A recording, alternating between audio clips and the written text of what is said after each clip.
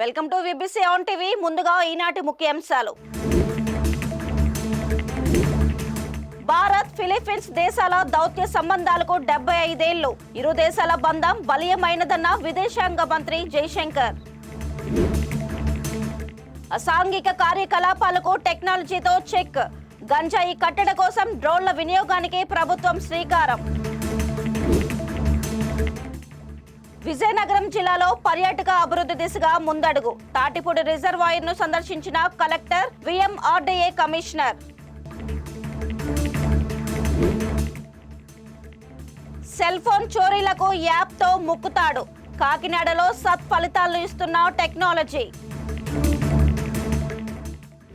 Bharat Philippines దేశాల మధ్య ప్రజాస్వామ్య విలువలు, ఆర్థిక సారూప్యతలతో కూడిన బలీయమైన బంధాలు ఉన్నాయని విదేశాంగ మంత్రి డాక్టర్ జైశంకర్ అన్నారు. న్యూఢిల్లీలో జరిగిన 75 సంవత్సరాల భారత్ ఫిలిప్పీన్స్ దౌత్య సంబంధాలను పురస్కరించుకొని జరిగిన కార్యక్రమంలో ఆయన పాల్గొన్నారు. భారత్ ఫిలిప్పీన్స్ దౌత్య సంబంధాలకు 75 ఏళ్లు పూర్తయిన సందర్భంగా ప్రత్యేక లోగోను ఆవిష్కరించారు.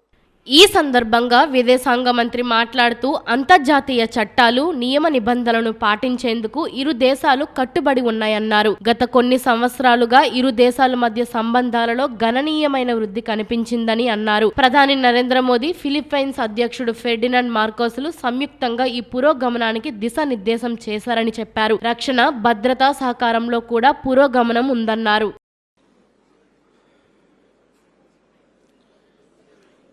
Your Excellency, Ambassador Jose F. Ignacio, Your Excellency, Vice Minister Maria Rica Bueno, Excellencies, dear friends. I'm delighted to join you all today as we celebrate the 75th anniversary of India-Philippines diplomatic relations. On behalf of the government and people of India, I extend our greetings and felicitations to our counterparts in the Philippines. Friends, our ties are rooted in democratic values, pluralistic ethos, and economic commonalities. We are both nations deeply committed to upholding international law, norms, and rules. The last few years have seen a particularly significant growth in our ties. Prime Minister Modi and President Marcos have set the direction for this upswing. Along with Foreign Secretary Manalo, I have had the privilege of overseeing its implementation. Our trade today is steadily expanding, seeking to capture the potential provided by our high growth rates. Indian investments and projects in the Philippines have been robust and multiplying, especially in IT, pharmaceuticals, infrastructure, automobiles, textiles, and FMCG. Our defense and security collaboration has also moved forward. It is supported by converging assessments and interests in the Indo-Pacific. People-to-people contacts are another domain of great promise. Greater ease of travel, including a more liberalized visa regime and hopefully more improved connectivity, have started to already make a difference. I'm glad today that there is this conscious focus on tourism. Friends, India's ties have found many expressions. India's friendship has found many expressions in respect of the Philippines. More than 1,000 Filipino nationals have undergone the ITEC training programs in India. We have also extended our quick impact projects to that country. Our relationship has also been a natural beneficiary of India's Act East policy. As we engage ever more closely with the ASEAN and nations beyond, let me recognize that the Philippines is the country coordinator for India. This important anniversary is both a celebration of what we have achieved and a reminder of what lies ahead. Our friendship is truly an enduring one, that is now poised to move to a higher orbit. On this occasion, let me thank all those who have contributed to its evolution, and let me wish it all success for its future. Thank you very much.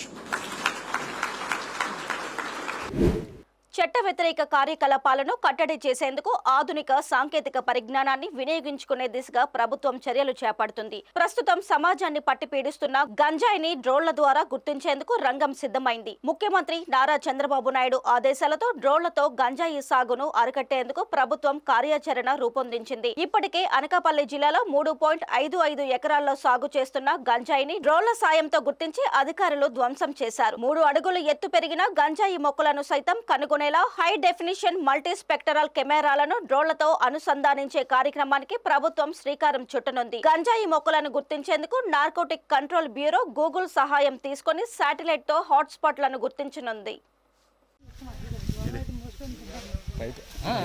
నిన్న పైపులు ఉండి ఇప్పుడు తీసి నిన్న పైపులు పెద్ద పైపులు ఉన్నాయి, పైపులు పట్టుకుపోయారు. విశాఖలో బాలల దినోత్సవాలు ఘనంగా జరిగాయి. ఉషోదయ జంక్షన్లోని కిడ్స్ గార్డెన్ పాఠశాలలో జరిగిన వేడుకలకు Centurion University vice chancellor professor GSN Raju ముఖ్య అతిథిగా పాల్గొని చిన్నారులను ఆశీర్వదించారు. పిల్లల్లో దాగి ఉన్న ప్రతిభను వెలికితీస్తూ ఏర్పాటు చేసిన వినోద విజ్ఞాన కార్యక్రమాలు పెద్దలను సైతం ఆకట్టుకున్నాయి.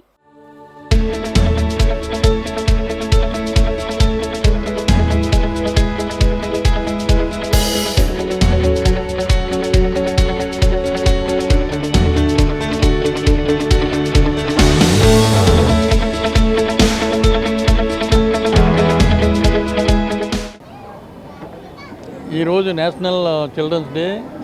నెహ్రూ గారి బర్త్డే సందర్భంలో వారికి పిల్లలంటే ఎంతో ఆనందం, ఎంతో ప్రోత్సాహం. దానివల్ల గవర్నమెంట్ ఆఫ్ ఇండియా ఈ రోజుని చిల్డ్రన్స్ డేగా అనౌన్స్ చేసిందనమాట ఫర్ లాంగ్ బ్యాక్. ఈ సందర్భంలో చిల్డ్రన్కి మంచి స్కిల్స్ ఉంటాయి. అవి ఐడెంటిఫై చేసి ప్రిన్సిపల్ గారు వారి ఫ్యాకల్టీ అందరూ సబ్ కాన్షియస్ ద్వారా how to identify without seeing an object అవన్నీ చక్కగా నేర్పారు. పిల్లలు చక్కగా చేశారు. ఇది different type of unique training అనమాట. పిల్లలకి నేను చెప్పేది ఏంటంటే, మీరు భవిష్యత్తు బాగుండాలంటే ఒకరోజు కూడా క్లాస్కి మానకుండా ఏ రోజు పాఠాలు ఆ రోజు చదువుకుని సాయంకాలం రివ్యూ చేసుకుని మొన్న డౌట్లు ఉంటే టీచర్స్ని అందరినీ అడిగి తెలుసుకోవాలి.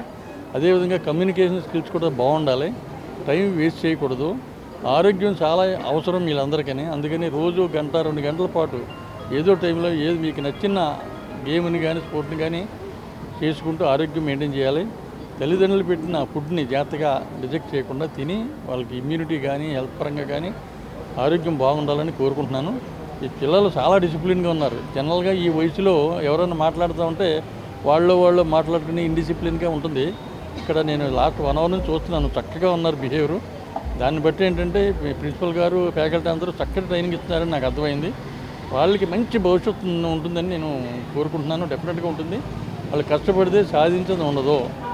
హార్డ్ వర్క్ చేయాలి, సింపతి ఉండాలి, ఎంపతి ఉండాలి, కమ్యూనికేషన్ స్కిల్స్ బాగా డెవలప్ చేసుకోవాలి, హెల్త్ని జాగ్రత్త పాటించుకుంటూ పెద్దల్ని గౌరవించుకుంటుంటే వాళ్ళ భవిష్యత్తుని ఎవ్వరూ ఆపలేరు. మంచి భవిష్యత్తు ఉంటుంది నా కోరిక. I wish them all good luck with a great future both school and children.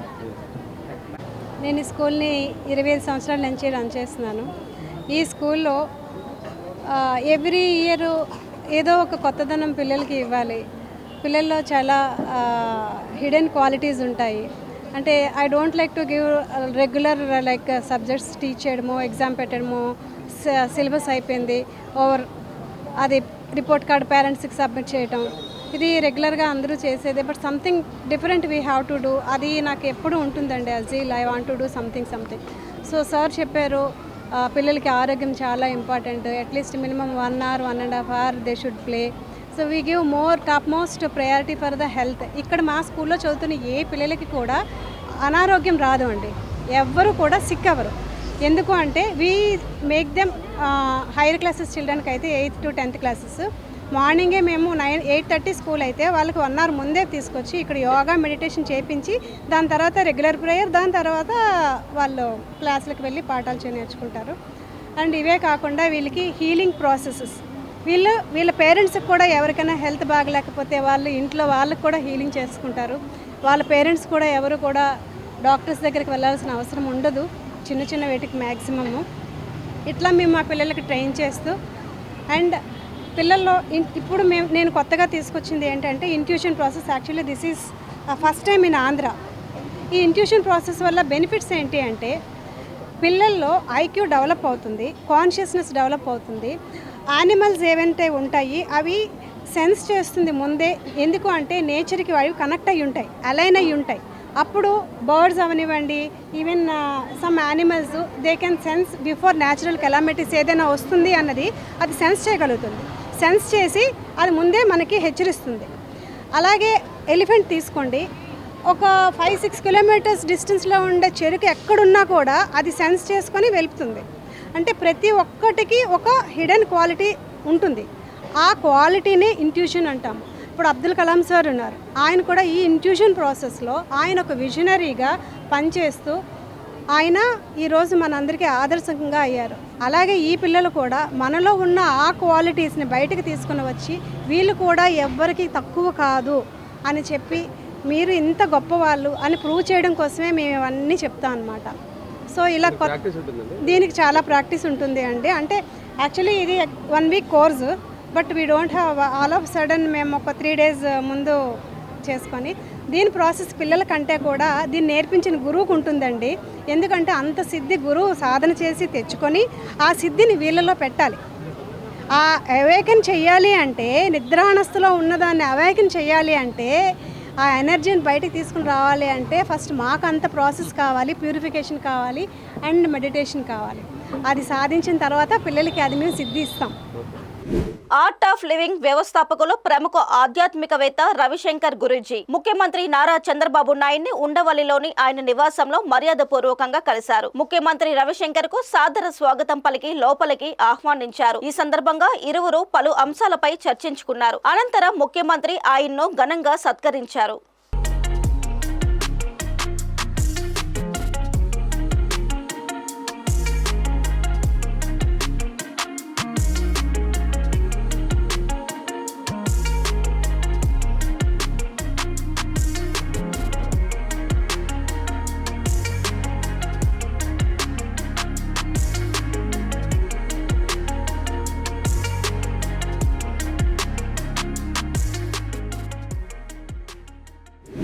రాష్ట్ర మంత్రి కొల్లు రవీంద్ర, సింగర్ విజయప్రకాష్లు శ్రీవారిని దర్శించుకున్నారు. నైవేద్య విరామ సమయంలో వీరికి ఆలయ అధికారులు దర్శనం ఏర్పాట్లు చేశారు. అనంతరం రంగనాయక మండపంలో పండితులు వేద ఆశీర్వచనం చేయగా అధికారులు తీర్థ ప్రసాదాలు అందజేశారు. అనంతరం ఆలయం వెలుపలి మంత్రి మీడియాతో మాట్లాడుతూ ప్రస్తుతం ఆలయంలో లడ్డూ ప్రసాదం నాణ్యత బాగుందని అన్నారు. గత ప్రభుత్వ హయాంలో ప్రసాదాల నాణ్యత లోపించిందని చెప్పారు. రాష్ట్ర ప్రజలంతా సుఖ సంతోషాలతో ఉండాలని ఆ దేవుణ్ణి ప్రార్థించినట్లు తెలిపారు.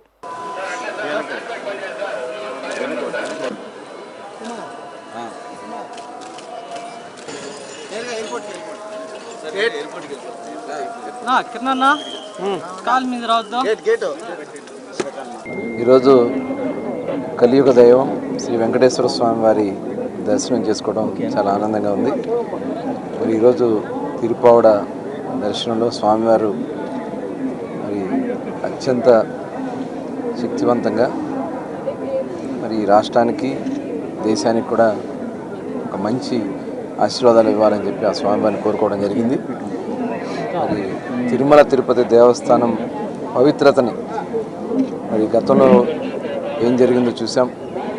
ఇవాళ రాష్ట్ర ముఖ్యమంత్రి వర్యులు చంద్రబాబు నాయుడు గారు మరి తిరుమల పవిత్రతను కాపాడటం కోసం మరి ఈరోజు అన్నీ కూడా మార్పులు జరుగుతూ ఉన్నాయి. మరి గతంలో మేము వచ్చినప్పుడు ప్రసాదం ఏ రకంగా ఉంది, ఇప్పుడు ప్రసాదం తీసుకుంటామంటే ఎంత ఆత్మ సంతృప్తిగా ఉంది. మరి అటువంటి ఆ కలియుగ దైవంలో కూడా కొన్ని గతంలో జరగరాని అపచారాలు జరిగినాయి. మరి భవిష్యత్తులో అలాంటివి జరగకుండా స్వామివారికి చక్కని సేవలు చేసుకుంటూ రాష్ట్రం సౌభాగ్యంగా ఉండాలని చెప్పి మనస్ఫూర్తిగా కోరుకుంటూ ఉన్నాం. అలాగే ప్రభుత్వం కూడా ఇవాళ మంచి ప్రభుత్వం, ప్రజలు కోరుకున్న ప్రభుత్వం. ఇవాళ అనేక సంక్షేమ అభివృద్ధి కార్యక్రమాలు చేసుకుంటూ ముందుకెళ్తున్నాం. అవన్నీ కూడా సక్రమంగా జరగడానికి, రాష్ట్ర అభివృద్ధి జరగడానికి, రాష్ట్రంలో యువతకి ముఖ్యంగా ఉపాధి అవకాశాలు కలగడానికి ఆ స్వామివారి ఆశీర్వాదాలు కావాలని చెప్పి నేను కోరుకోవడం జరిగింది. తప్పకుండా ఆ స్వామివారి ఆశీర్వాదాలు ఉంటాయని చెప్పి ఆశిస్తూ అందరికీ నమస్కారం.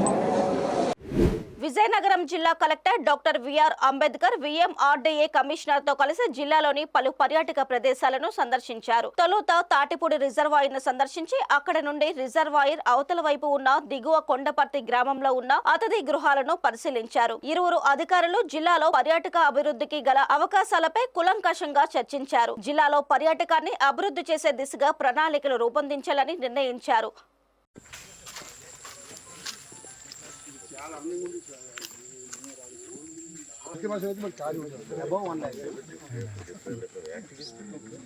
అప్పుడు మొత్తం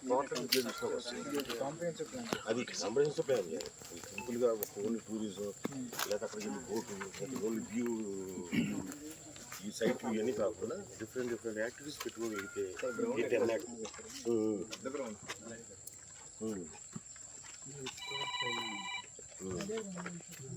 ఇది బాగుంది.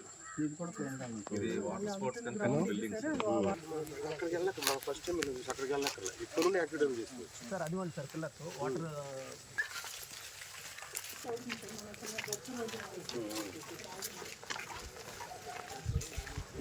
బ్యాంక్ ఆఫ్ మహారాష్ట్ర 48వ శాఖ పిఠాపురంలో ప్రారంభమైంది. పట్టణంలోని పెద్ద బజారులో నూతన శాఖను దేవాదాయ ధర్మాదాయ శాఖ DC Ramesh Babu ribbon cut చేసి అనంతరం జ్యోతి ప్రజ్వలన చేసి ప్రారంభించారు. ఈ కార్యక్రమంలో శ్రీపాద శ్రీ వల్లభ మహాసంస్థానం ఈవో సౌజన్య పాల్గొన్నారు.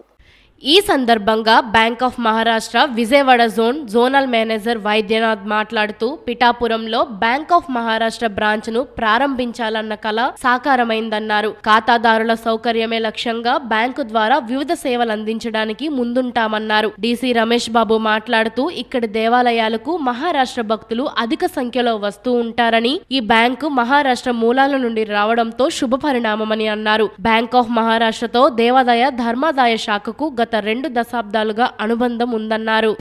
బ్యాంక్ ఆఫ్ మహారాష్ట్ర వారు నూతన బ్రాంచ్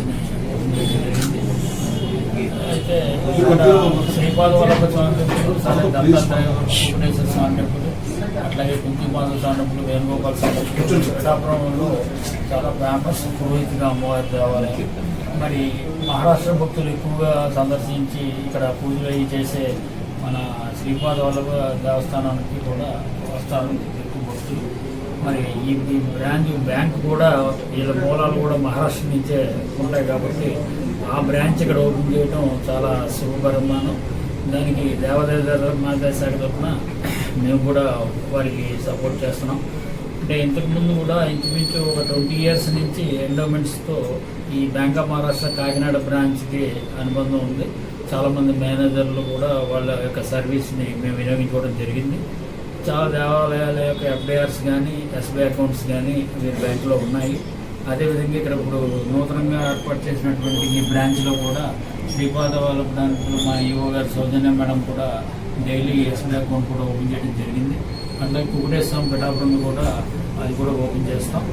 మరి ఈ మూల నిధులు అనేవి ఎఫ్ఐఆర్స్ అనేవి ఉంటాయి. అవి ఎక్కువ రేట్ ఆఫ్ ఇంట్రెస్ట్ ఇచ్చే బ్యాంకుల్లో వేయమని మాకు స్టాండింగ్ ఇన్స్ట్రక్షన్స్ ఉన్నాయి డిపార్ట్మెంట్ అధికారుల దగ్గర నుంచి. మరి దాని ప్రకారం అన్ని బ్రాంచ్ల్లోనూ కూడా ఆ రేట్ ఆఫ్ ఇంట్రెస్ట్ కనుక వీళ్ళు కూడా ఇంక్రీజ్ అయితే we will deposited all FDRs in bank of Maharashtra. ఎందుకంటే ఈ ఊళ్ళోనే మనం బ్రాంచ్ పెట్టుకుని ఆ దేవాలయానికి సంబంధించిన ఎఫ్డిఆర్ కూడా అక్కడ దగ్గరలో ఉన్న బ్యాంకులో వేయాలన్నది ఒక ఆలోచన. అయితే మరి రేట్ ఆఫ్ ఇంట్రెస్ట్ తేడా ఉన్నప్పుడు ఎక్కువ ఆదాయం వచ్చే దాంట్లోనే వేయమని మాకు స్టాండింగ్ ఇన్స్ట్రక్షన్ ఉండటం వల్ల దాన్ని ఇప్పుడే మాట్లాడాను నేను. వారు కూడా ఇంక్రీజ్ చేయడానికి ప్రయత్నం చేస్తా అన్నారు. చేస్తే తప్పనిసరిగా వారికి కూడా ఎఫ్ఐఆర్లు డిపాజిట్ చేయడం జరుగుతుంది. Thank you. బాలల దినోత్సవాన్ని పురస్కరించుకొని బాపట్లలో మహిళా అభివృద్ధి శ్రీ శిశు సంక్షేమ శాఖ ఆధ్వర్యంలో విద్యార్థులతో కలిసి ర్యాలీని నిర్వహించారు. జిల్లా కలెక్టర్ వెంకట మురళి జెండా ఊపి ర్యాలీని ప్రారంభించారు. ఈ కార్యక్రమానికి ముందుగా కలెక్టర్ వెంకట మురళి నెహ్రూ చిత్రపటానికి పూలమాలలు వేసి ఘనంగా నివాళులు అర్పించారు. ఈ సందర్భంగా ఆయన మాట్లాడుతూ నేటి బాలలే రేపటి భావి భారత పౌరులని, అటువంటి చిన్నారులను మంచి నడవడిక క్రమశిక్షణతో పెంచుతూ నాణ్యమైన విద్యను అందించాల్సిన కర్తవ్యం తల్లిదండ్రులపై ఉంది ఉందన్నారు. బాలల హక్కుల పరిరక్షణకు తమ వంతుగా బాధ్యతగా కృషి చేస్తామన్నారు. ఇదే క్రమంలో సమాజంలో మంచి చెడులపై బాలికలకు తల్లిదండ్రులు విధిగా అవగాహన కల్పించాల్సిన అవసరం ఎంతైనా ఉందన్నారు. అనంతరం బాలల హక్కుల కాపాడుతామంటూ మానవహారంగా ఏర్పడి ప్రతిజ్ఞ చేయించారు.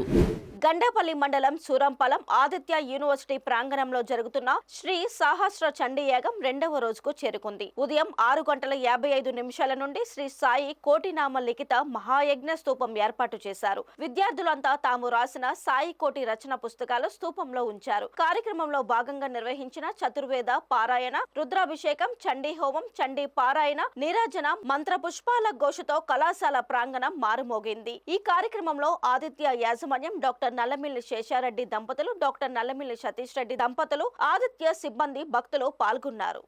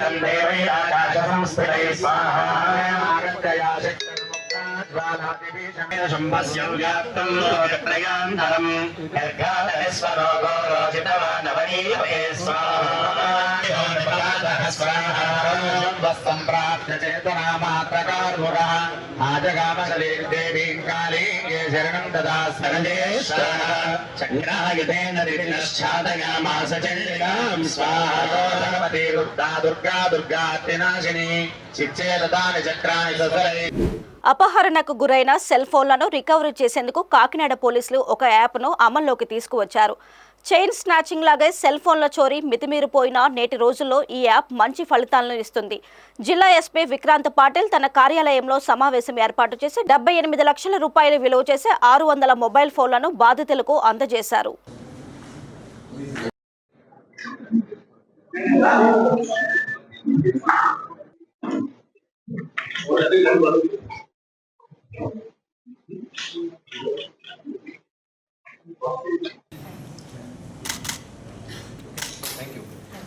మేరీ గారు జారిపోయింది. సో ఇదే చెప్తున్నాను, మీకు అర్థమైంది కదా. ఇది అన్నీ దొంగతనం చేసినవే కాదు, జస్ట్ ఇలా మిస్ అయి ఉంటాయి. నందిని గారు, కృష్ణ గారు రైతు బజార్ మిస్ అయిపోయిందా లేదా? అదే బండిలో పట్టింది ఇలా తీసుకెళ్ళి. కాకినాడ డిస్ట్రిక్ట్ పోలీస్ తరఫున మన ఐటీ కోర్ వాళ్ళు, local law and order police, crime వాళ్ళు, ఈ మోబీ ట్రాక్ మొదటి నుంచి మన ఇనిషియేటివ్ ఏముందో ఆంధ్ర పోలీస్ది, దాని ద్వారా దాదాపు 600 మొబైల్ ఫోన్స్ రికవరీ చేయడం జరిగింది.